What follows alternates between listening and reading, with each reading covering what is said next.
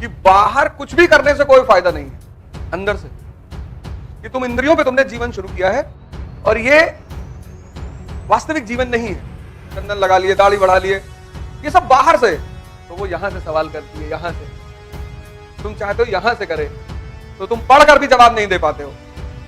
यहां खोलनी है और सबको देखना है। खुद को बदलने के लिए तुम्हें मेहनत करना पड़ेगा, तुम्हें इस नीचे के स्तर से उठकर ऊपर आना पड़ेगा, साधना करनी पड़ेगी, तपस्या, तुमको मरना पड़ेगा।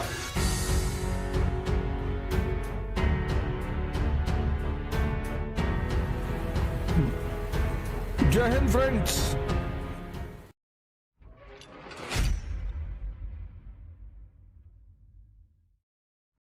एक बार दो सन्यासी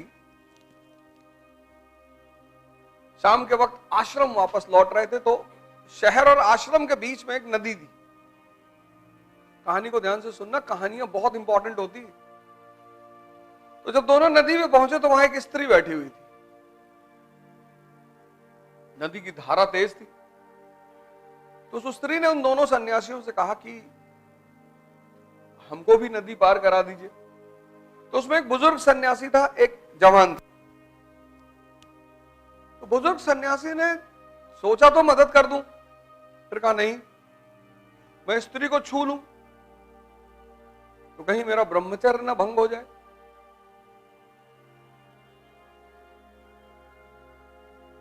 स्त्री खतरनाक तो है ही है। तो उसने सोचा कहीं मैं स्त्री को छू लूं तो मेरा ब्रह्मचर्य ना भंग हो जाए। तो उसने कहा नहीं नहीं यार, 30 साल से साधना कर रहे हैं, ये बवाल नहीं करना है। पानी में एंटर कर गए। जब वो बीच नदी में पहुंचा तो उसने सोचा कि यार मेरे साथ एक लड़का भी है, यंग आदमी। तो पलट के उसने देखा तो जो यंग सन्यासी था उसने स्त्री को अपने कंधे में बिठा रखा था। अब बाबा जी को तो आग लग गई शरीर।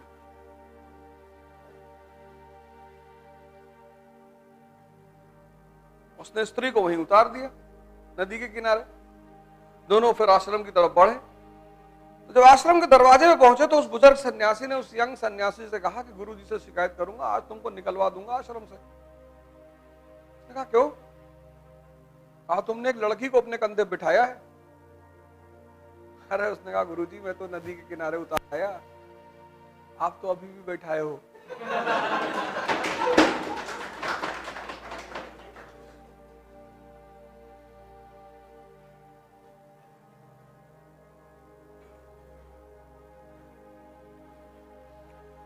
गुरुजी मैं तो उतार आया, अब तो है ही नहीं मेरे मन में। धर्म अगर दुनिया में 100 लोग होंगे ना आज की डेट में, तो सिर्फ 2 लोग समझते होंगे कि धर्म का मतलब क्या है।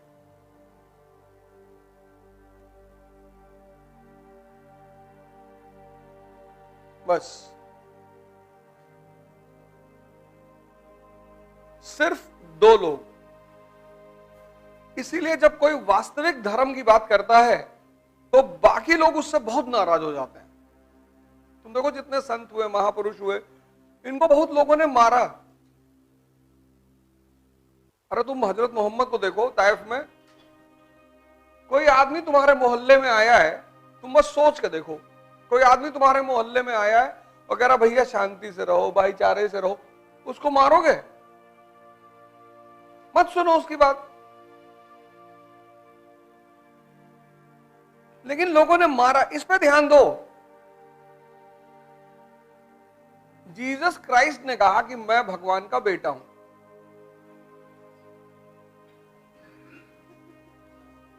उनको लोग पागल भी तो मान सकते थे, लेकिन कोई बात रही होगी तब लोगों ने मारा।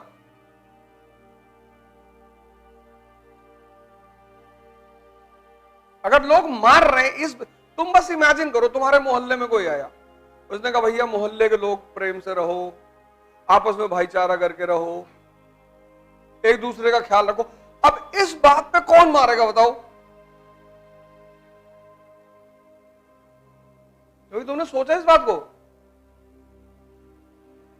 तब पर भी लोगों ने मारा।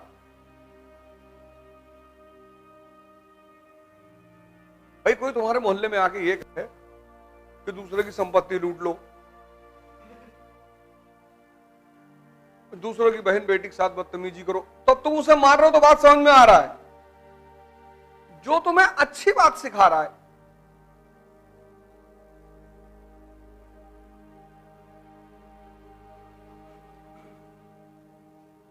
उसकी सिर्फ एक वजह है, जब भी तुम्हें कोई परिवर्तन के सूत्र बताएगा,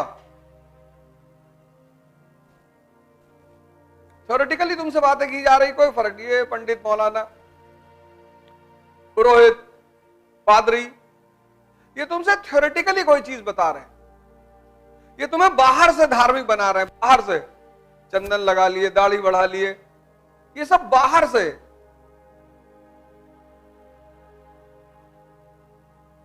लेकिन कुछ लोग जब आते हैं ना, तो वो तुम्हें अंदर से बदलने की कोशिश करते हैं। भाई बहुत लोगों ने सिद्धार्थ की तरह अपना घर छोड़ा, लेकिन सब बुद्ध थोड़ी बने। क्यों? सब बुद्ध क्यों नहीं बने? अंदर से चेंज नहीं आया। यही बात मैं बार बार तुमसे कहता हूं कि बाहर कुछ भी करने से कोई फायदा नहीं है। तुम चाहते हो कि तुमसे क्वेश्चन पूछा जाए कि मीर कासिम ने राजा बनकर कई बड़े बड़े सुधार किए, समझाओ। यह क्वेश्चन कहां किया जाएगा? स्कूल में। यह एनसीईआरटी का सवाल है, स्कूल का सवाल। जो पढ़ा वो जाने, हां जान गए। कॉलेज में क्या कहते हैं कि जो पढ़ा उससे सीखे। स्कूल का क्या एजुकेशन है? स्कूल का एजुकेशन है कि पढ़ो और जानो। कॉलेज की एजुकेशन कहती है कि पढ़ो और सीखो। और ये है यूपीएससी।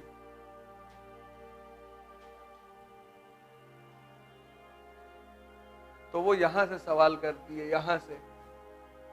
तुम चाहते हो यहां से करे, तो तुम पढ़कर भी जवाब नहीं दे पाते हो।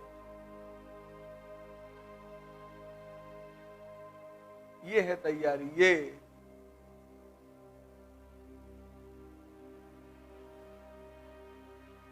ये अनुभव की बात है। तो पढ़ा तो तुम्हें कोई भी दे, सिखाना बड़ी बात है। पढ़ तो तुम कहीं भी लो, एक से एक टीचर, और इतना पढ़ा देंगे कि तुम पाषाण युग में चले आओगे।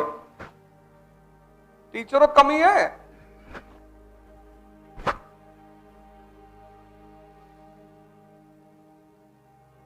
तो पुरोहित तुमसे क्या कहेगा? अब ये तुम्हें पुरोहित भी पढ़ा देगा, प्रीस्ट, और अच्छा पढ़ाएगा। इतना मैटर लिखवा देगा कि तुम झन्नाटे में आ जाओगे कि अरे भैया,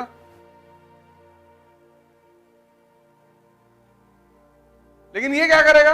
ये तुम्हें वेद वोद की बात नहीं करेगा। कबीर, ये एक फील्ड कबीरों का है, जिनको समझ में आया है। यहां प्रीस्ट कोच के रूप में नहीं सक्सेसफुल होंगे। कबीर यहां कहते हैं दान पुण्य करो, जन्नत मिलेगी तुमको। तुमको कुछ करना ही नहीं, तुम्हें सिर्फ दान करना है। जो कमा रहे हो दे दो। ये क्या कहते हैं कि ये तन विष की बेलरी, गुरु अमृत की खान। साधना करनी पड़ेगी, तपस्या, तुमको मरना पड़ेगा। यही तो मैं तुमसे कहता हूं, तुमको चेंज होना पड़ेगा। तुमको, टीचर को तो पता ही है।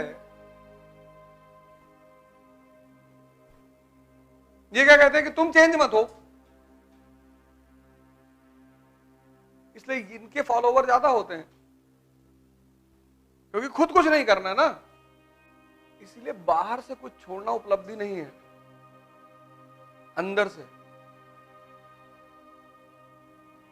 ये आज जो हिंदू हैं, ये बाहर से हिंदू हैं ज्यादातर। उनकी औकात है विष पी ले। ये जो बाहर मुसलमान है आज, ये बाहर से मुसलमान है, इनके अपने घर में लोगों को नहीं पूछते खाना खाए कि नहीं। मोहम्मद साहब कहते हैं तुम्हारे घर के 13 घर इस तरफ, 13 घर इस तरफ, 13 घर इस तरफ, 13 घर इस तरफ, कोई भूखा ना सोए। ये मानते हैं इनके खुद के घर में लोग भूखा सो रहे हैं। सब फर्जी है, सब फर्जी। भगवान शंकर कौन? जो दूसरे का जहर पी ले, जो दूसरे का कष्ट हर ले।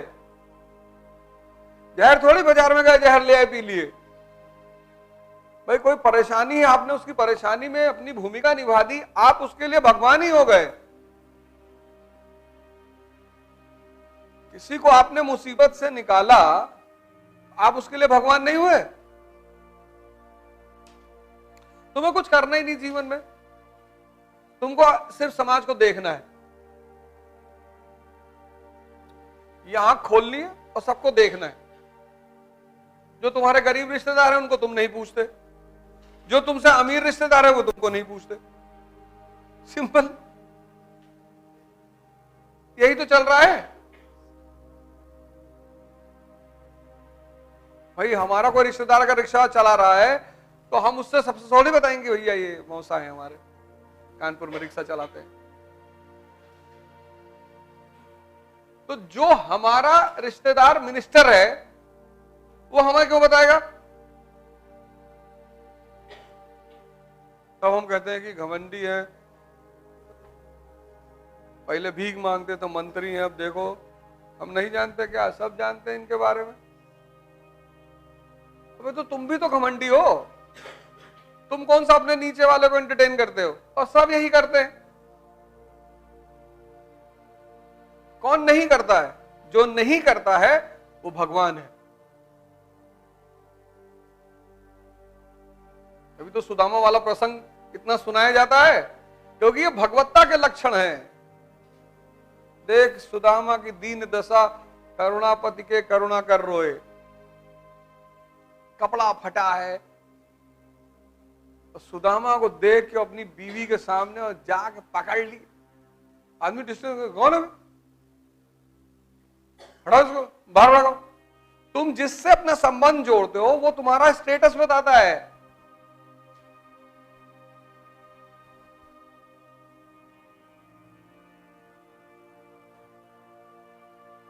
तभी तो भगवान है कृष्ण। तुम कभी किसी रिक्शे वाले गले मिले हो, उसके साथ बैठे हो, लेकिन भगवान राम केवट ने नदी पार कराई, गले मिले, बैठे उसके साथ। तो चाहते हो तुमसे कोई पैसा ही ना ले, उनके पास नहीं है, बीवी की अंगूठी उतार के दे दी।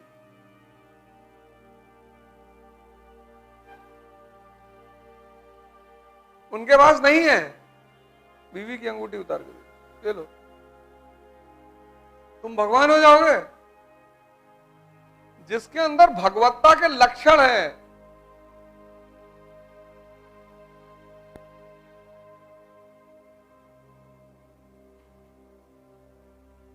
तुम अगर भगवान हो तो तुम तो 1 रुपया किसी को ना दो। भगवान है, हो गया, जाओ। भाई शंकर जी ने मकान बनवाया, गृह प्रवेश किया, तो रावण के पिता को बुलाया पूजा कराने के लिए। उनसे कहा भाई मांग लो दक्षिणा जो मांगना है। उसने वही मकान मांग लिया। यहां कितने मिनिस्टर और अधिकारी हैं जिनके यहां बर्थडे पार्टी वगैरह होती है तो वो पैसा देते हैं।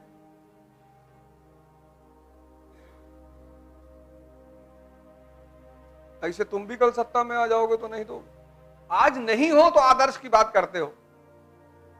हम ये करेंगे, हम पैसा नहीं लेंगे, वैसे तुम सबसे ज्यादा लोगे।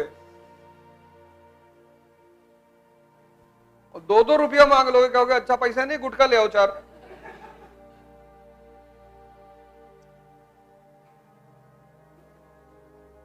बड़े सारे लोग हैं, अच्छे पदों पे बैठे, कोई मिलने आए, अरे खाली है, चले जाओ 4 गुटखा ले आओ बाहर से, तो तुलसी लिया ना। उनको शर्म नहीं आती, इतने बड़े बड़े पदों पे बैठे हैं वो।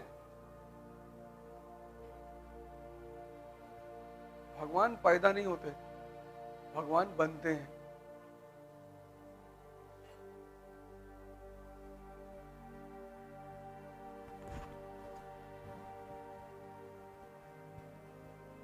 भगवान शंकर को। ताना दे रहे कि नहीं दे रहे? एकदम दे रहे। लो भैया। इसीलिए इलाहाबाद, कानपुर, बनारस सारी कोचिंगें टूट गई, सब दिल्ली पहुंच गए। दिल्ली पहुंचने से फायदा यह हुआ कि दिल्ली में आके कोई तुमसे डिस्काउंट नहीं मांगेगा। किडनी बेच के आएगा लेकिन वो आपको पैसा देगा पूरा। सुनते ही नहीं वहां लोग, सुनते ही नहीं।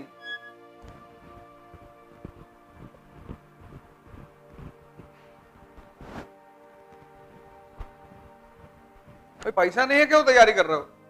अरे ऐसे क्यों बोल रहे हो? हाँ तो करो। और अब तो सबसे बड़ी चीज क्या, ऑनलाइन आ गई चीजें।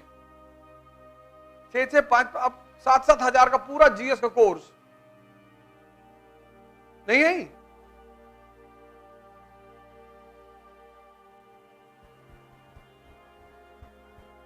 लेकिन पढ़ना नहीं है, यही तो राज है इस खेल का। प्रिपरेशन मतलब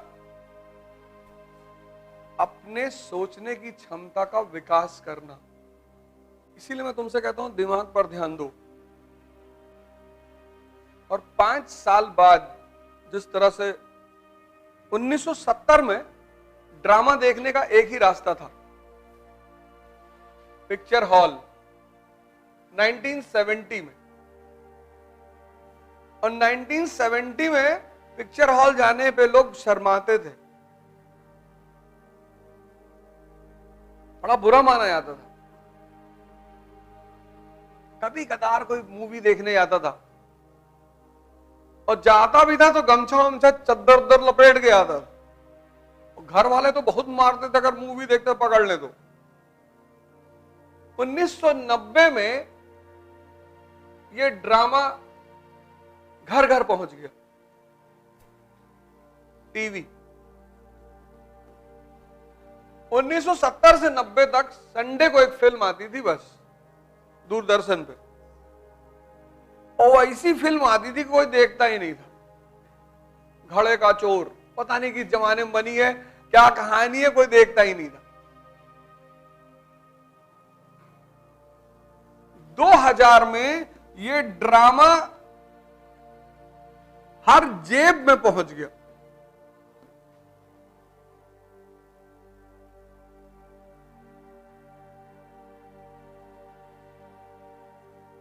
सत्तर, 90, 2000 या हर जेब में पहुंच गया। तुम 24 घंटे टीवी देख सकते हो। तो जब यहां आदमी बेचैन होता था तो ध्यान करेगा, पढ़ेगा, घूमेगा, एक्सरसाइज करेगा, टाइम है उसके पास, और ऑप्शन ही नहीं है। यहां वो हल्का सा परेशान होगा, यूट्यूब खोल लेगा।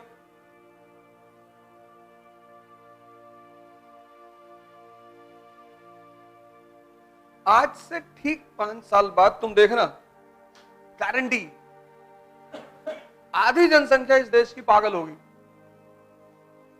और उसको साथ रहने के लिए हमें भी बनना पड़ेगा।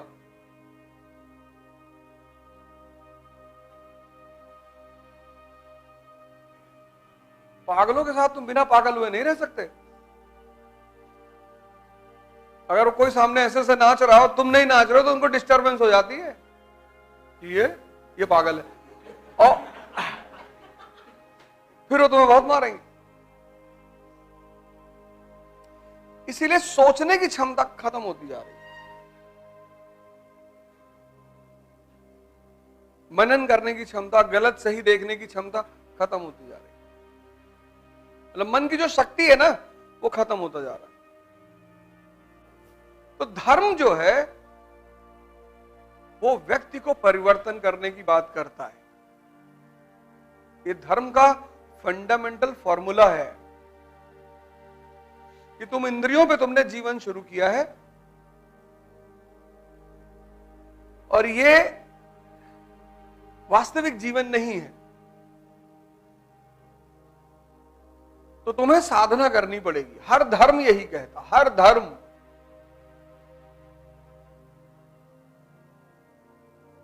खुद को बदलने के लिए तुम्हें मेहनत करना पड़ेगा,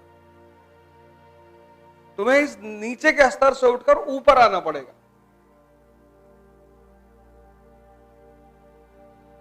ऐसा कोई धर्म ही नहीं जो ये ना कहता हो। अब ये बात जिसको समझ में आ गई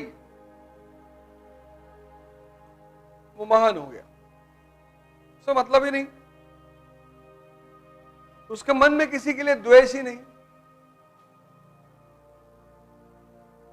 क्योंकि जब सब एक ही बात कह रहे हैं, धर्म में अंतर कहां है? कल्चर को लेकर।